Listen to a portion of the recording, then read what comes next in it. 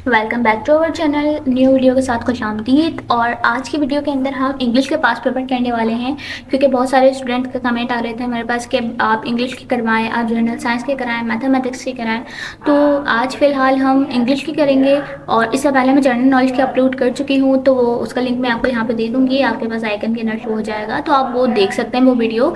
उस वीडियो से आपको अंदाज़ा हो जाएगा कि जनरल नॉलेज के किस तरह के MCQs आते हैं, क्योंकि जो पाँच पेपर से हमारा, मैं कह सकती हूँ कि 70% हमारा पेपर हो जाता है, क्योंकि बहुत सारी दफ़ा हमारे पास वही क्वेश्चंस कुछ चेंजिंग करके आ जाते हैं। इसके अलावा इंग्लिश का पोर्शन मैंने यहाँ पे कुछ 10 पोर्शंस बना दिए मैंने इनको, तो हम उनमें करने वाले हैं। सबसे पहले आ जाता है हमारे पास synonyms, antonyms, choose the correct spelling, preposition, active passive, narration, choose the correct option, filling the blanks, error and underline। तो ये कुछ ऑप्शन है। अच्छा, इंग्लिश के 30 MCQs हमारे पास आते हैं, तो हमारे पास एक नंबर भी हमें बचा सकता है। बहुत सारे स्टूडेंट क्या करते हैं, वो सिनोनियम्स एंटोनियम्स को इग्नोर कर देते हैं। तो अगर आप इग्नोर भी करें तो एटलीस्ट आप पास पेपर वाले तो क्लियर कर लें। तो अगर आपका पास पेपर क्लियर होगा तो आपका तकरीबन हो जाएंगे ठीक। उसके अलावा चूज़ द करेक्ट स्पेलिंग जो ठीक होती है, प्रीपोजिशन, एक्टिव पैसिव और ये सब चीज़ें आ जाएंगी। तो सबसे पहले हम जो स्टार्ट करने वाले हैं वो है सिनोनियम्स। लेकिन उससे पहले मैं आपको यही कहूँगी कि मेरी वीडियो को लाइक, कमेंट एंड सब्सक्राइब कर दें। सब्सक्राइब इसलिए करते हैं, आने वाली वीडियोस आपको मिलते हैं। अब जो सिनोनियम्स होता है उसका मकसद ये होता है कि सिमिलर मीनिंग, तो यानी कि एक वर्ड की बहुत सारी मीनिंग्स होती हैं, तो उसके अंदर सिनोनियम्स का मतलब ये होता है जो बिल्कुल सेम मीनिंग हो या उससे मिलती जुलती बात हो रही हो, उसको सिनोनियम्स कहा जाता है। तो सबसे पहले हमारे पास आ जाता है वर्डिक। वर्डिक का मतलब होता है डिस्कशन करना। और एस्केलेशंस का मतलब होता है इंक्रीज, यानी कि किसी चीज़ का बढ़ना या फिर ग्रोथ होना, तो इसका आंसर इंक्रीज ही होगा। बग यानी कि वो जो खटमल वगैरह इस तरह के कीड़े वगैरह आते हैं, तो इसका मतलब होगा बोदर। क्योर यानी कि बी प्रेजेंट, जो भी हो रहा है तो उधर होगा हैपन। डवार्फ यानी कि स्मॉल, यानी कि बोनो को कहा जाता है, तो इसका शॉर्ट होगा लो ब्रो, यानी कि लकीर का फ़कीर, तो इसका आंसर सी यानी कि बोर होगा। एमलिगेशंस यानी कि कॉम्बिनेशन, यानी कि दो चीज़ों का मिलके एक मिलाप होना, तो उसको कहा जाता है उसके नॉर्मली उसको कहा जाता है एमलगेमेशंस। ठीक है, उसके बाद हमारे पास आ जाता है नेक्स्ट पेज। और उसके अंदर अच्छा, ये जो है ना वो 2013 के MCQ 2013 के सिनोनियम्स है। मैंने यहाँ पे दूसरे 2014 के MCQ स्टार्ट हो गए हैं। यहाँ पे सिनोनियम्स की बात चल रही है अभी। उसके बाद आ जाता है यहाँ पे एक्ट। एक्ट का मतलब होता है पुट इनटू द एक्शन, यानी कि हम कोई एक्शन करके बता रहे होते हैं, तो इसका होगा डिस्प्ले। अलाइक, अलाइक यानी कि होता है सेम, तो इसका सिमिलर ही होगा। और उसके बाद आता है बिग, यानी कि आस्क फॉर मनी, हम किसी से मांग रहे होते हैं, यानी कि फ़कीर वो जो होता है, तो उसका होगा अपील। बियॉन्ड यानी कि on the other side of, यानी कि रोड के उस तरफ, उस पार्ट, तो उसका होगा अक्रॉस। और उसके बाद आ जाता है बाय। बाय यानी कि ख़रीदना, तो यानी कि रिटेल तो यहाँ पे हो ही नहीं सकता, क्योंकि रिटेल बाय वाला काम नहीं करता है, तो यहाँ पे होगा पिडल। और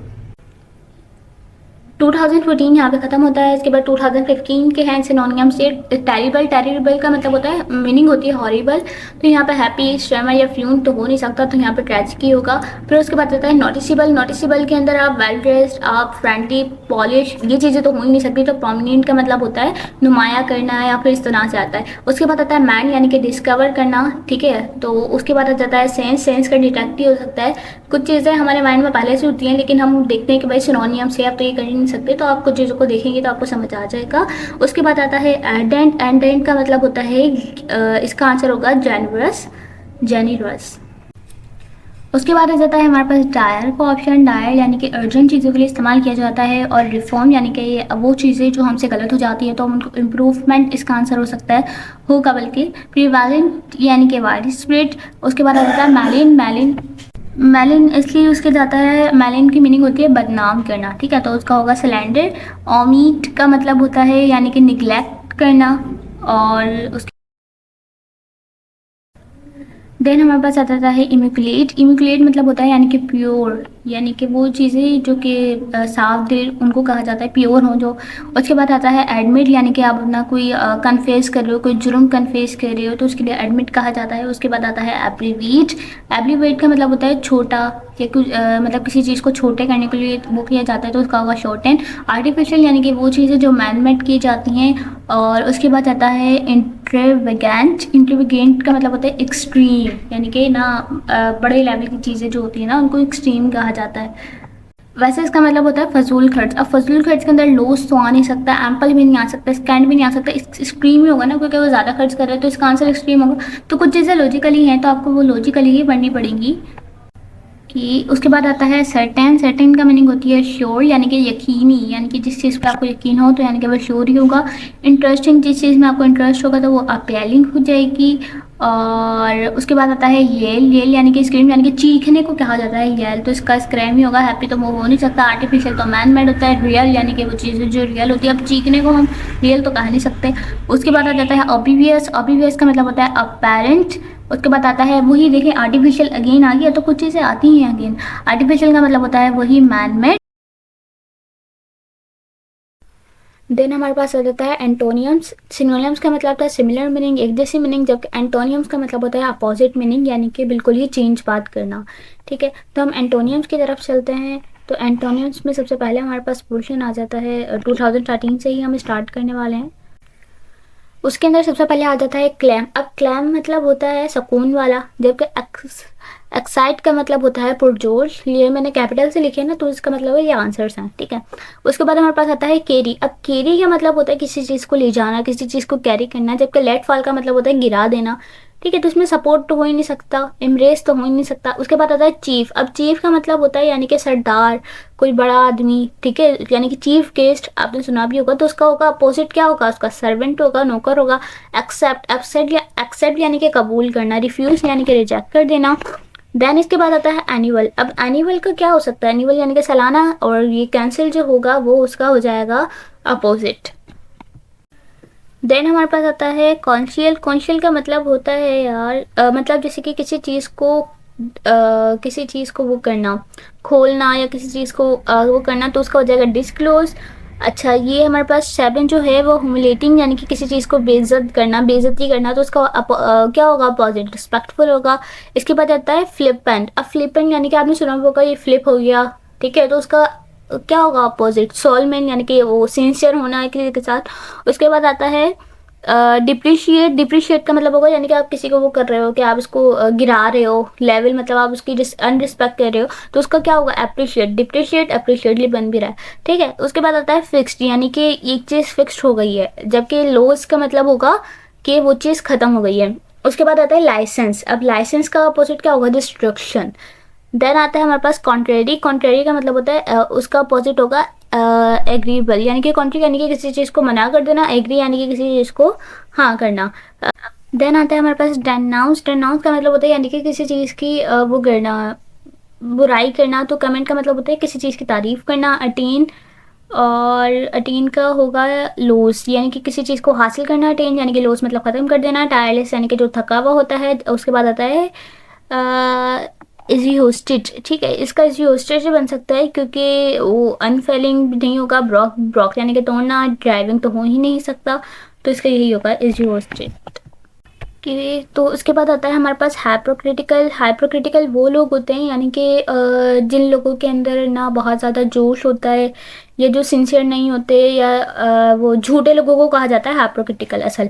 ठीक है, तो उसका होगा सिंसियर। अबोल यानी कि नफरत, और इसका अपोजिट लव ही होगा। इन्हेंस का मतलब होता है यानी कि किसी चीज़ को बढ़ावा देना, जबकि डिग्रेड यानी कि आप किसी चीज़ को बिल्कुल ही वो कर दो, डिग्रेड कर दो। एलियन का होगा यानी कि एलियन का एलियन नहीं होता है, तो उसका होगा नेगेटिव।